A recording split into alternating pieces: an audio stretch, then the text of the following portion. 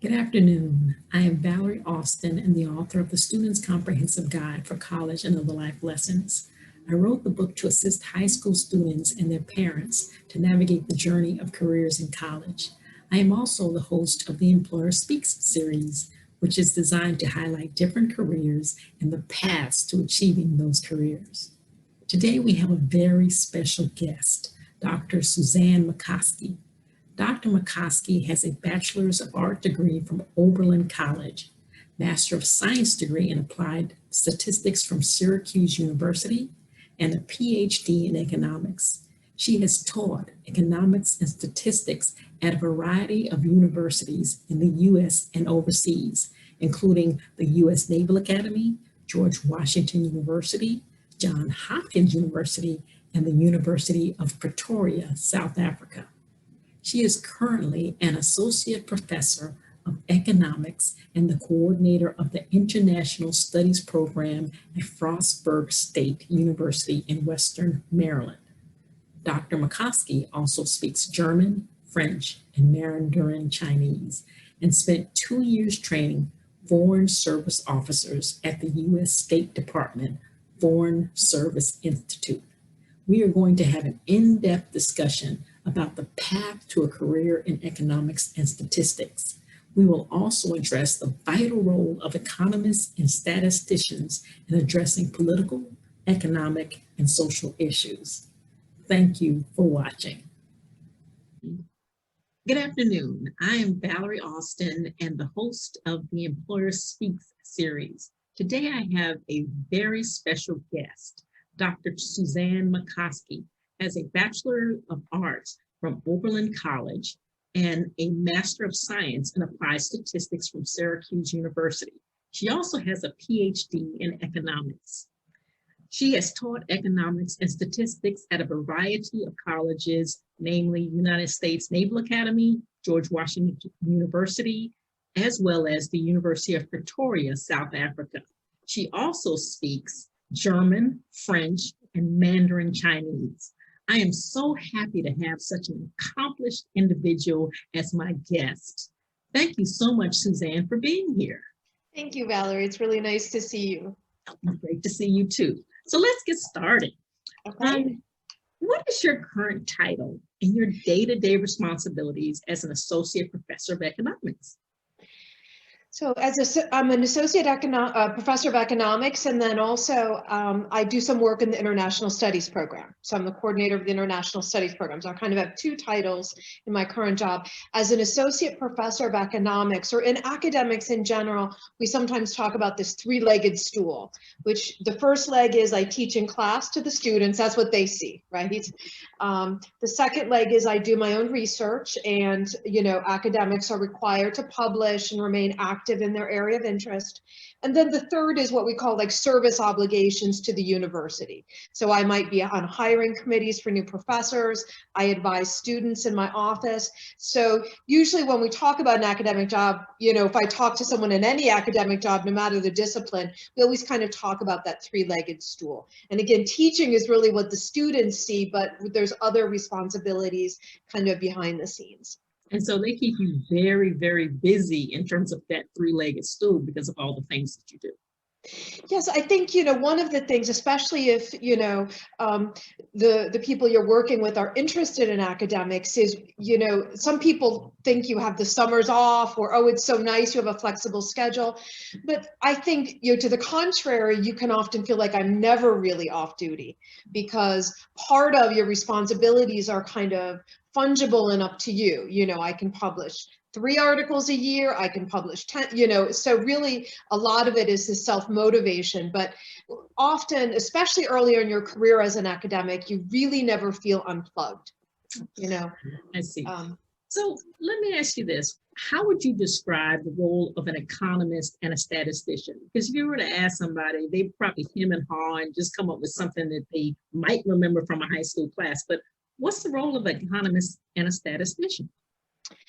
So an economist would be someone who's kind of looking at what we call market trends. So you could have an economist kind of working, for example, for Ford Motor Company. Okay. And that person might be interested in like, what is the overall US economy doing? Am I going to expect more people to be buying cars in the next 3 months or fewer people to be buying cars?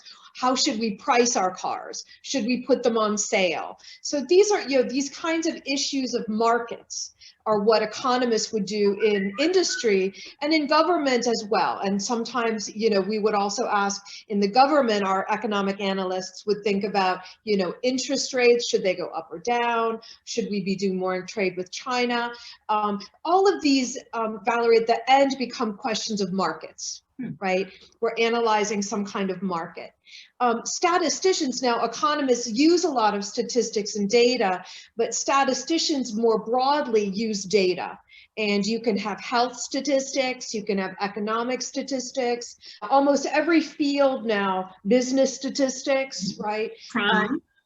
Yeah, crime statistics, homeland security statistics, right? And so this broad category of statistics is just someone that can work with data and analyze data and then explain its meaning to the people around them, right? So, in terms of health, we see with COVID a lot, a health statistician during COVID might be saying, these kinds of things seem to increase your susceptibility. And we know kind of from the media what statisticians have told us, proximity and so forth. But they would be looking at the data. Unlike doctors who are looking at the theory, statisticians are looking at the data. Okay, well, that's quite fascinating, as a matter of fact. You broke it down so specifically. Now, let me ask you this in terms of economics. Back in the day, people take high school, they take college economics, and they go, okay, supply and demand, that theory and that model, that sticks in their head, but the overall picture, and why is it important to know the difference between macro and microeconomics? Valerie, that's a really great question, because the students will often take one or the other and not realize they're very fundamentally different.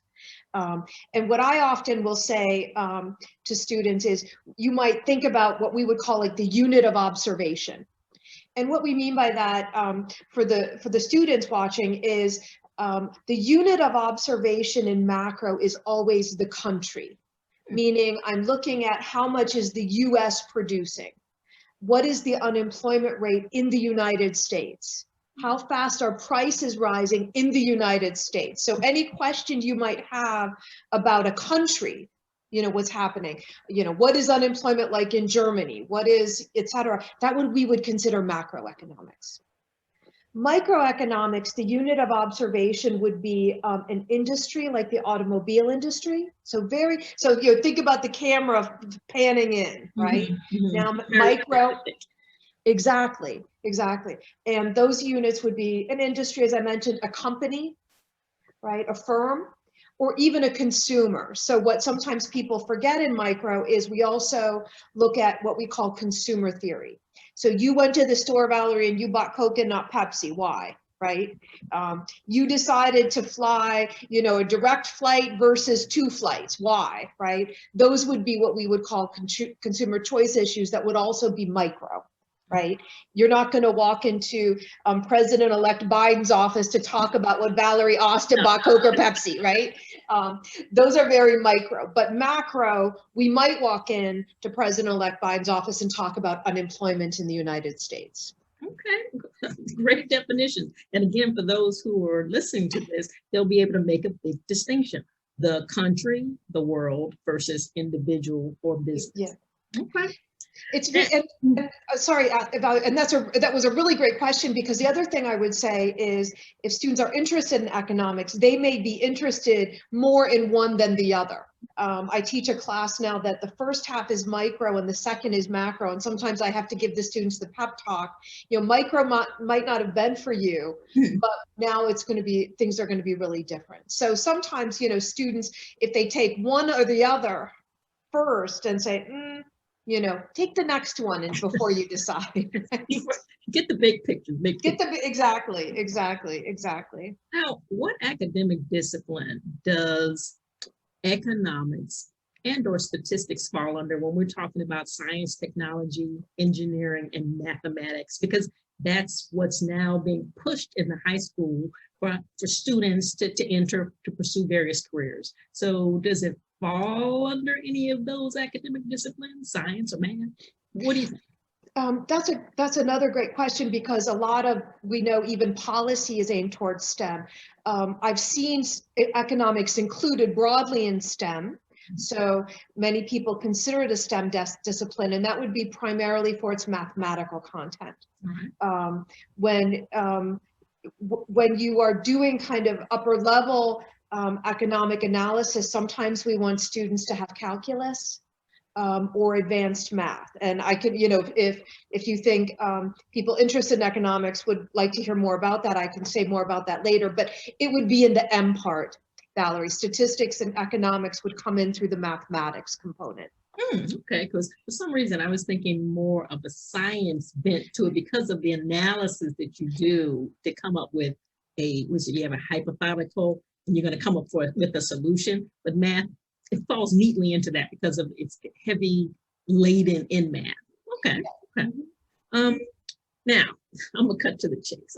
Do you have an idea why undergraduate economics has a reputation as being hard, boring, or not related to real world issues? I can even speak to that in my college economics class, where I was like, what is this about? What is the point of this? And I'm sure a lot of people get scared away because they consider it hard or boring, and they're like, what does this mean? When am I going to use this in the real world? So what do you think about that? Any idea why they think that? Why does it have such a bad rep?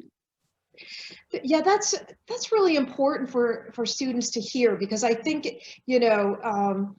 my goal would be that more students would walk into the classroom thinking they can do it. You know what I mean? Instead of, but I think, Valerie, that comes a little bit with your STEM question. I think some economists have been so focused on getting this STEM designation, right? And not what, when I was trained in economics, we were considered, I was in a department that considered us a social science, right? But there's been so much motion in the US particularly, not so much in some of the other countries, but to make it mathematical, that I think, to me, it sometimes seems a little bit of an ego issue, trying to differentiate itself from other social sciences, which I think is really unfortunate. Now, I will say, unfortunately, what that has done, Valerie, is if we know a student is interested potentially in a PhD in economics, and there's other options economists can do that I can talk about later, but if we think they want that pedigree, we have to grill them on math. And that's because in the United States right now, students are often shocked when they go to graduate school at how technical it is. And so, unfortunately, I think that then trickles down to the whole curriculum. And I think as economists, because of that, we've forgotten really how to talk to undergraduates in some cases and kind of bring them into the discipline and let them know how important it is. And instead, this can happen in academics where people hide behind these technical walls as a way to kind of, model. Exactly. Right? Oh, we're hard, therefore we're elite, therefore, whatever they do. So there is some truth that if I had a student who wanted to go to graduate school, PhD in economics, I would have to ask that student take at least 1, if not 2 semesters of calculus, do advanced statistics. But a student can be interested in undergraduate economics, and there's other things they can do with that degree. And so we shouldn't be losing those students. You know what I mean? In the process. And I think, unfortunately, we have been doing that. Well, actually, what college does economics belong at your university? What college does it fall under? Yeah, it's a really important question, Valerie. I think nationally, economics, 50% of the time will be in the College of Business at schools, and then 50% of the time in the College of Liberal Arts. And where I teach now, it's in the College of Business. I was trained in a college where it was in the College of Liberal Arts, but and I've heard it's about 50-50 split. And I find that economics departments, especially within the College of Business, when they are within the College of Business, that mystical quality is elevated. Well, let me ask you this. we talked about some of the math courses. You're going to take the advanced calculus, calculus 1, calculus 2. But if you're a student in high school and you're considering economics or statistics as a possible career field, what type of academic classes should you take to prepare yourself for what you might meet in a college economics course or statistics course? And I'm sorry, did you want me to start at high school, or you want me to kind of to keep within the college context? And then we can elevate to college. Okay. If you are someone interested in economics, you really want to take 4 years of high school math. And that is, and I think that's important for a lot of majors, just to keep students in the game. Mm-hmm. You know what I mean? What is very sad to see is high schools now that have more lenient restrictions, and then students may arrive at college behind some of the curriculum they might need for a technical major, pre-med, you know, whatever. So in general, I would say to students, you know, the requirements your high school has are probably a minimum, right? And you should be taking 4 years of math and 4 years of English. One of the things that I think economists underestimate potentially in our field, but is very important, is writing, right? Yes. So those are really what I would emphasize as being very important at the high school level. You know, your college, your high school only needs 3 years math, you take 4, right? Your high school lets you, what, I'm sorry? Let me interrupt for a second. When we're talking math, a lot of students take general math courses. Yeah. What level of math are you specifically talking about? I think that students should be taking algebra. They should be taking geometry where possible. You know, they should be, you know, they shouldn't be kind of just feeling comfortable in general math, right?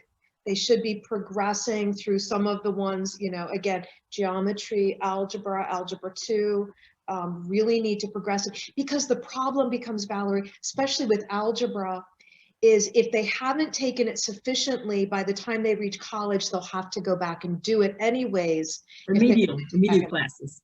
Yeah. Now, one thing about that is, with them taking those types of classes, algebra, geometry, for some, their GPA is so important. Yeah. They're like, oh, wait a minute, I got a C in this class. I don't think I want to take any more math. What would you say to that student who, instead of learning the concepts, they're more concerned with the GPA?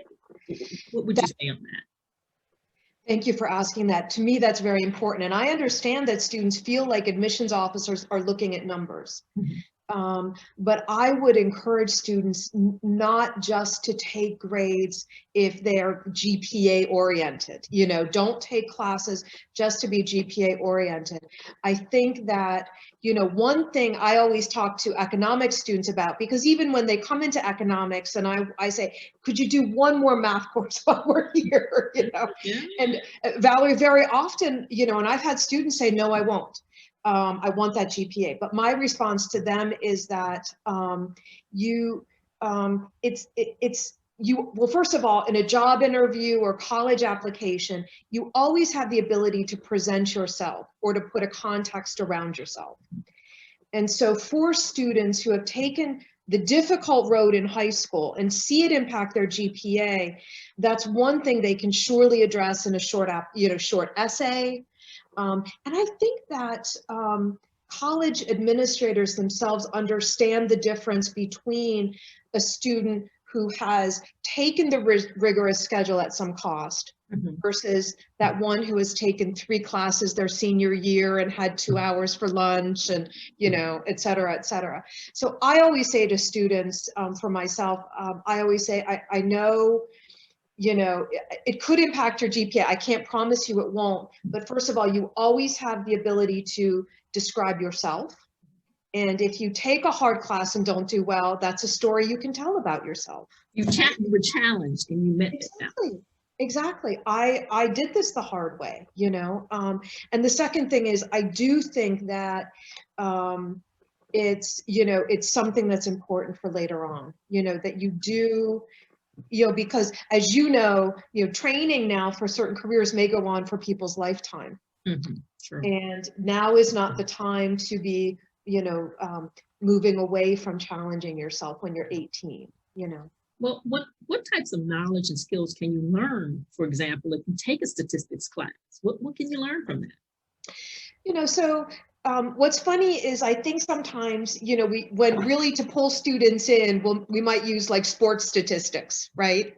Yeah. And that's kind of a one, and you hate to do it too much, but I mean, I think, but I do that sometimes because I want students to understand that, one of the most important things statistics can teach us is, how do I know something is unusual, right?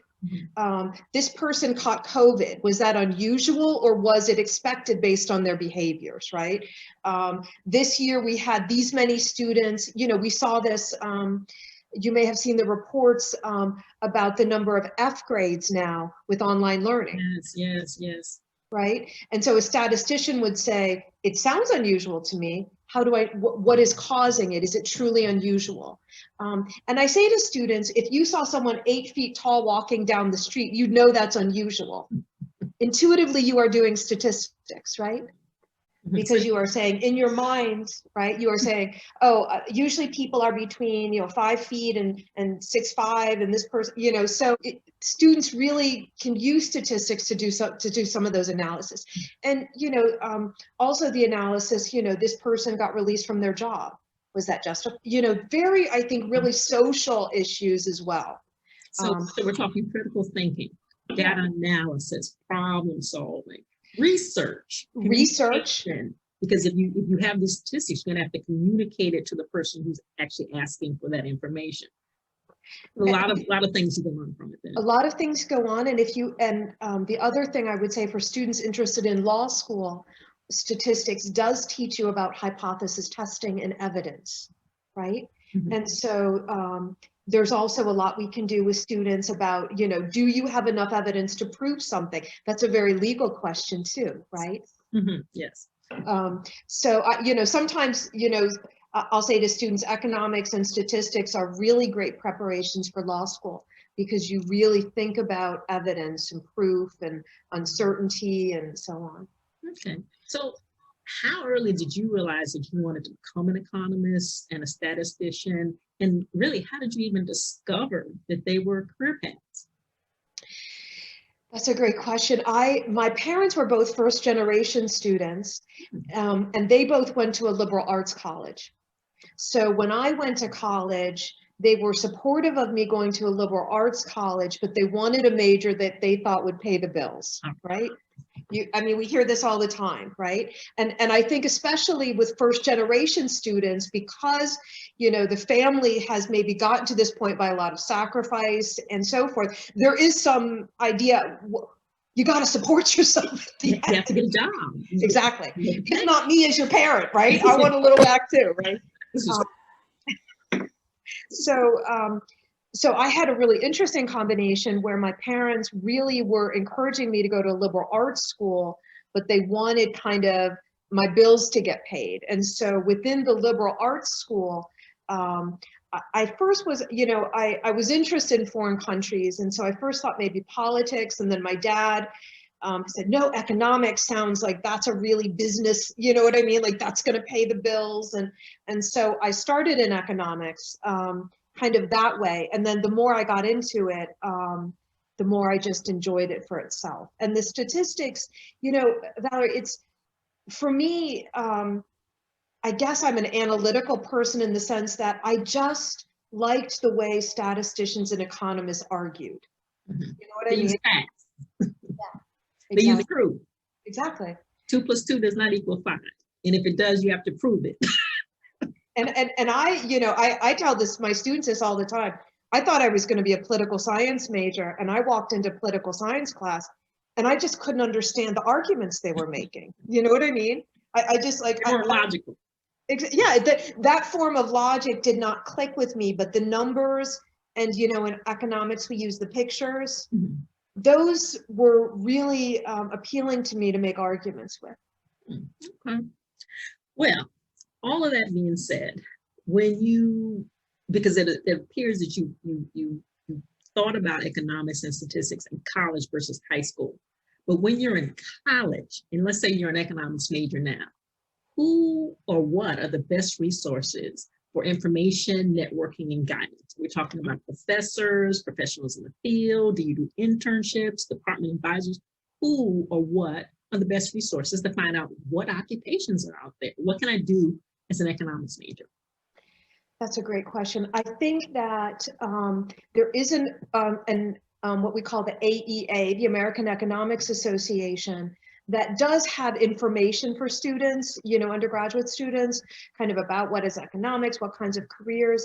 It also has some very limited kind of scholarship opportunities, but that's one aspect. The other thing I would say, Valerie, for students who are interested in thinking about economics or what kind of possibilities, you may have talked about this in previous interviews, but the government website, usajobs.gov, I tell my students, just get on there and search economist, just get on there and search research assistant, and then they may see, so when the students do that, they see like the Environmental Protection Agency wants analysts, Department of Homeland Security. So it gives them a little bit of an imagination.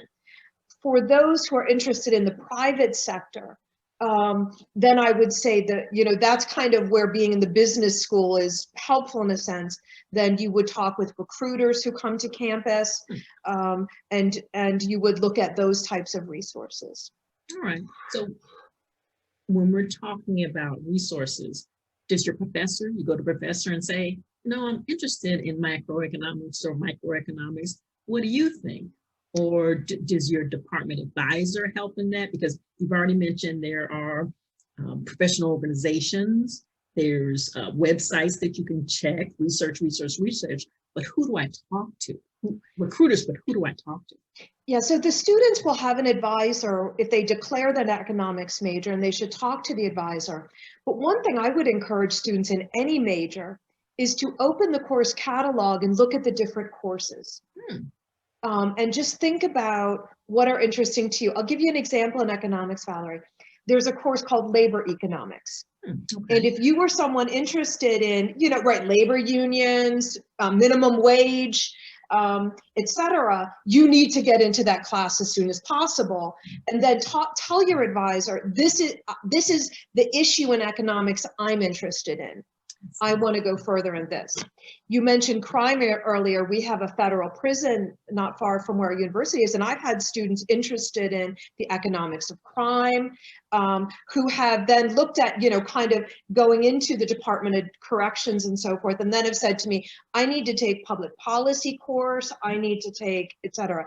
And I say that because my advice to students would be, if you like the major, look at the course offerings and don't be passive. All right. You have to be active in the research of what is out there for you in that particular field. And let me ask you this question then. Typically, if you're in pure economics, we're talking PhD, we're talking a master's. But if you go and you get a bachelor's in economics, how can that be leveraged for jobs in fields such as business? You already mentioned law, investment banking, politics, international trade.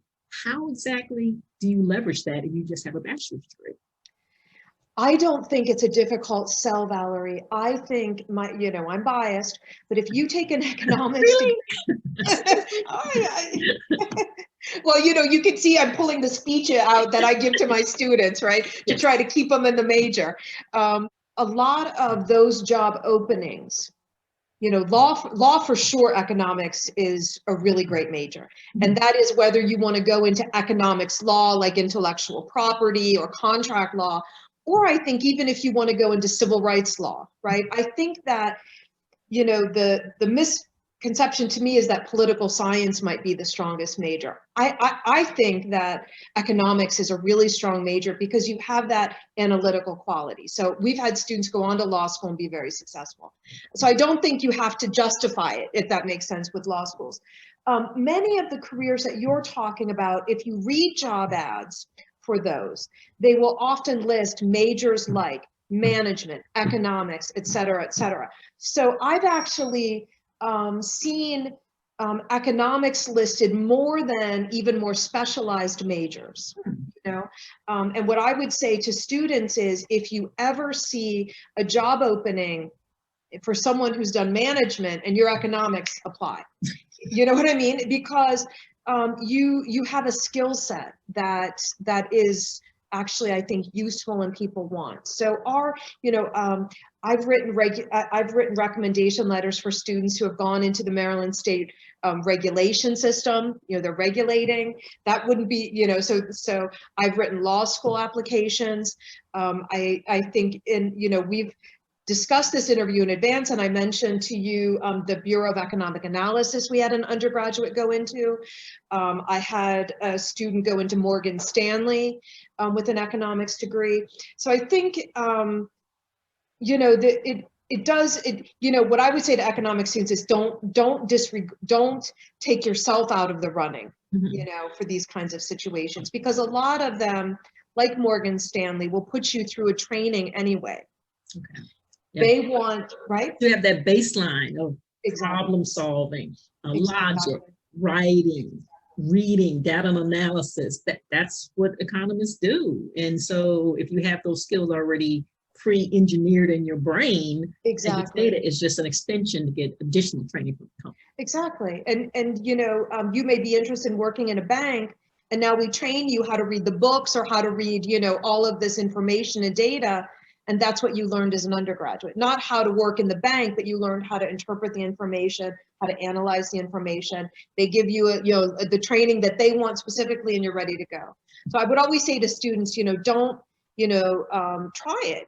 Many areas will appreciate the skill set. Well, let me ask you this. You have investment banking, you have business. They're considered sexy.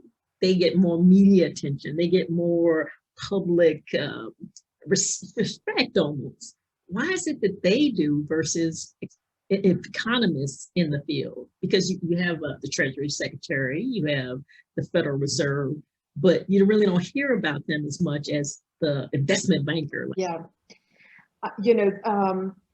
And let me just say, if I had a student who wanted to be an investment banker, just to be honest and clear, what I would say is economics major, finance minor. Because to run with the investment bankers, and because, Valerie, my sense is, the prime goal of an investment banker is to make money and to see opportunities. Mm-hmm. That may be something that some economists do, but you have economists out there marching for the minimum wage, right? Yeah. And so I think the objectives within our field are so much broader and less well paid. Oh, that's true. That's true. I mean, there are a lot of economists working in NGOs, right? Mm-hmm. But to me, the investment banking is such a tight market of people and a very specific goal that I think, unfortunately, in our society, too many people judge us by the amount of money we make. Mm. And I think those people do a good job of reminding us how much money they make, and therefore we should admire them, right? As opposed to the impact on social, political, economic. Totally agreed. I hope that you enjoyed this interview about the career path of an economist and statistician. Stay tuned for part 2. Thank you for watching.